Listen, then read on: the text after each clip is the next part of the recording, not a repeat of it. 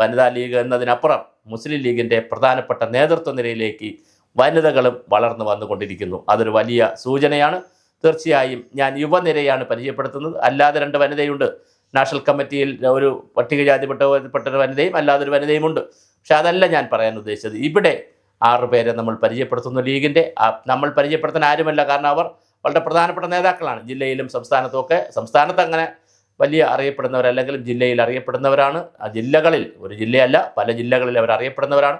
Youth ലീഗിനിടയിലും MSFൻ്റെ ഇടയിലും വലിയ തോതിൽ അവർക്ക് അംഗീകാരവും സ്വീകാര്യതയും അറിയപ്പെടുന്ന നേതാക്കളാണ്. പ്രാസംഗികരാണ്, വലിയ ജനസംഘാടകരാണ്. പക്ഷേ അവരെ നമ്മൾ പരിചയപ്പെടുത്തുകയാണ്. യൂത്ത് ലീഗിൻ്റെ പുതിയ 6 പേർ ഇപ്പോൾ സജ്ജമാകുന്നുണ്ട്. അതിൽ ആർക്കൊക്കെ മിക്കവാറും ഫിറോസിനും TP അഷ്റഫിനൊക്കെ, അഷ്റഫ് അലിക്കൊക്കെ സീറ്റ് കിട്ടാൻ സാധ്യതയുണ്ട്. നൗഷാദ് മണ്ണിശ്ശേരിക്ക് കിട്ടുമോ എന്നറിയില്ല. അദ്ദേഹം എന്നാൽ പോലും വളരെ വലിയ നേതാവാണ്. അങ്ങനെ 6 നേതാക്കളെ നമ്മൾ ഇന്ന് പരിചയപ്പെടുത്തുന്നു യൂത്ത് ലീഗിൻ്റെ.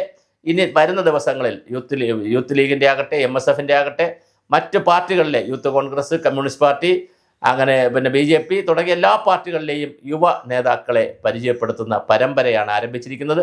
ആ പരമ്പരയിലെ ആദ്യത്തെ പരിപാടി നമ്മൾ ലീഗുമായി ബന്ധപ്പെടും. കാരണം മറ്റ് പാർട്ടികളെ സംബന്ധിച്ചിടത്തോളം അവരുടെ പല നേതാക്കളും അറിയപ്പെടുന്നവരാണ്. ഇപ്പോൾ കോൺഗ്രസ് എടുത്താൽ, യൂത്ത് കോൺഗ്രസ് എടുത്താൽ, മറ്റ് പല നേതാക്കളെ ഒരുപാട് പേർക്ക് അറിയാം. കാരണം അവർ ചാനൽ ചർച്ചകളിലും മറ്റൊക്കെ ഒരുപാട് ധാരാളമായി വരുന്നത് കൊണ്ട് അറിയാൻ പറ്റും.